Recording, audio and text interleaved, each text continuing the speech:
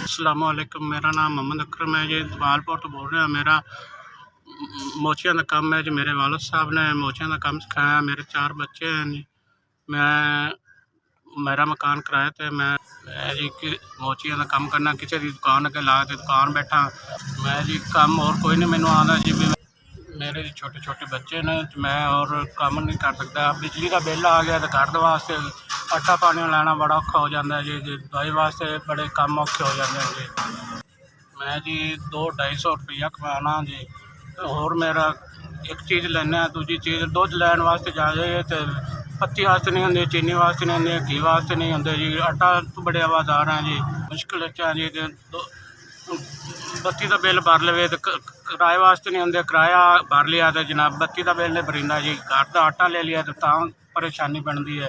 कोई औजार टुट जाए जी, मैं औजार बनाने वास्ते पैसे रहने देखता रहना, कोई मुड़ किसी को पैसे लैके किसी को लै औजार बना ले, फिर उन्हें देने मुश्किल हो जाते हैं जी। SVS आपकी तरफ से 5000 मिल गया, बहुत शुक्रिया मिल गया। अल्लाह आपको मुराद कराए और अल्लाह आपको खिदमत करने की बहुत मेहर अता फरमाए। बहुत शुक्रिया, बड़ी मेहरबानी। अल्लाह आपको उम्र हज कराए और बड़ी मेहरबानी।